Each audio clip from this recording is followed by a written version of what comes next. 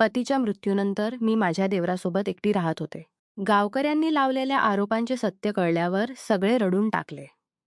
माझ्या लग्नाच्या दिवशी माझा लहानसा देवर राहुल खूप उत्साही होता. तो फक्त 10 वर्षांचा होता. पण त्याच्या चेहऱ्यावरची ती आनंदाची चमक पाहून मीही हसून गेले. मी त्याला नेहमी आपला लहान भाऊ मानत असे आणि तोही मला भाऊजी म्हणून खूप प्रेमाने हाक मारत असे. माझ्या पती अमितसोबत आमचे घर एका छोट्या गावात होते.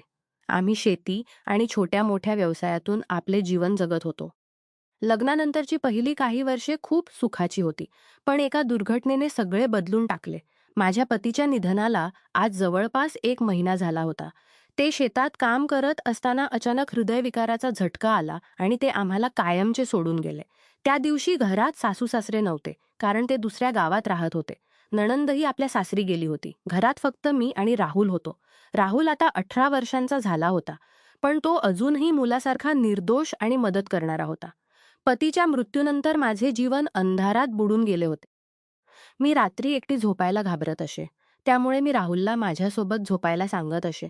तो मला धीर देत असे, "भाऊजी घाबरू नका, मी तुमच्यासोबत आहे." माझ्या पतीने त्याला सांगितले होते की मी तुझ्या भाऊजीची काळजी घेईन. ती रात्र शीताची होती. थंड वारा वाहत होता आणि घरातही थंडी जाणवत होती. आम्ही एकाच खाटेवर झोपत होतो. राहुल मला गोष्टी सांगत असे आणि मी त्याच्या गोष्टी ऐकून थोड्या वेळासाठी माझे दुःख विसरून जात असे. पण माझ्या मनात नेहमी एक चिंता राहत असे. आमच्याकडे पैशांची टंचाई होती, पण पतीच्या मृत्यूनंतर शेतकामही बंद झाले होते.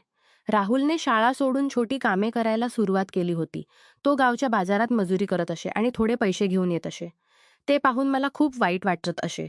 पण तो म्हणत असे, "भाऊजी तुम्ही काळजी करू नका. मी मोठा होऊन सगळे सांभाळेन." एक दिवस संध्याकाळी राहुल लवकर घरी आला.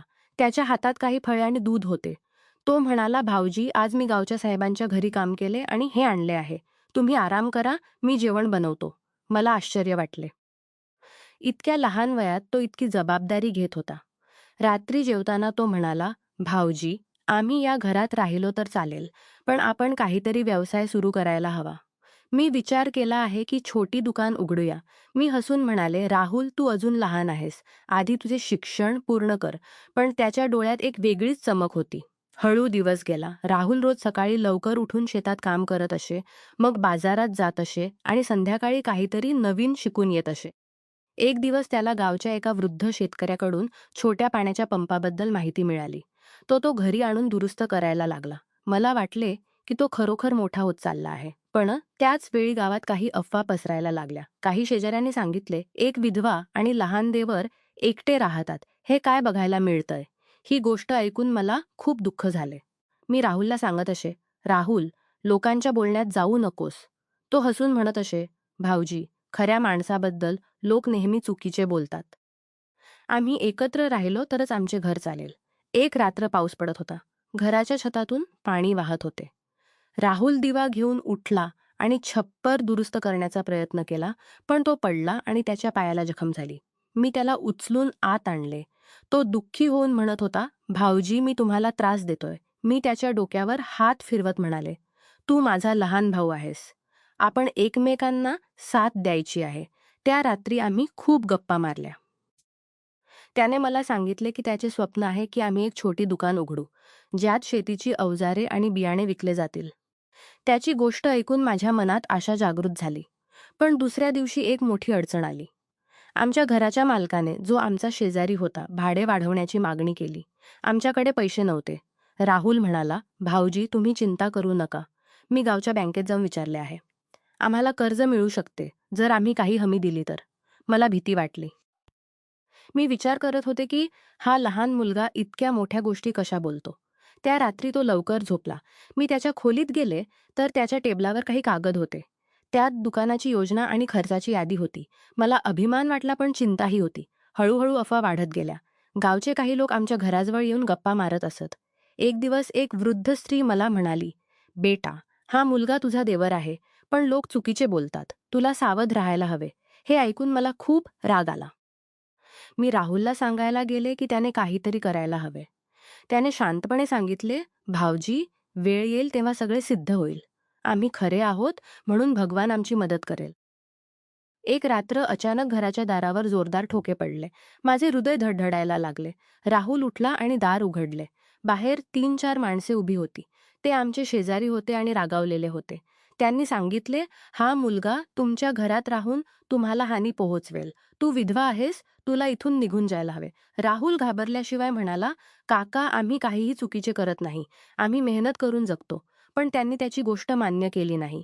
त्यांनी धमक्या देऊन निघून गेले. त्या रात्री मला झोप येत नव्हती. मी राहुलला विचारले, "तू हे सगळे का सहन करतोस?" त्याने मला सांगितले, "भाऊजीमा, माझ्या भावाने मला सांगितले होते की तुझी काळजी घ्यायची आहे. मी तुम्हाला कधीही सोडणार नाही."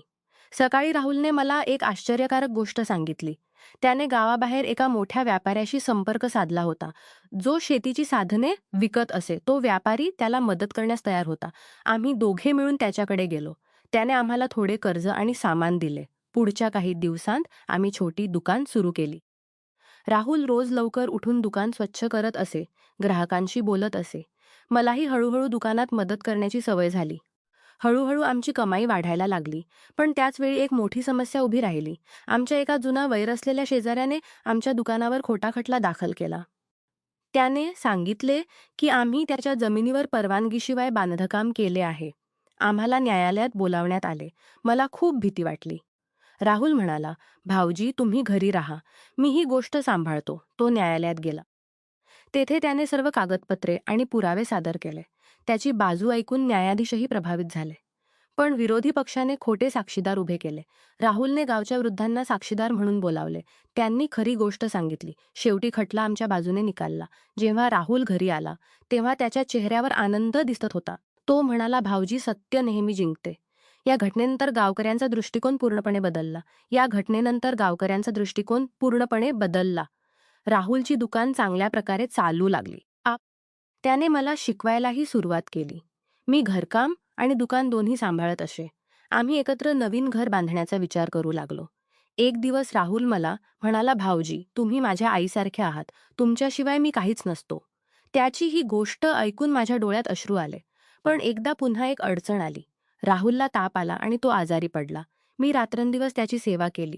त्या काळात दुकान बंद राहिले आणि पैशांची टंचाई झाली. मी विचार करत होते, आता काय करू?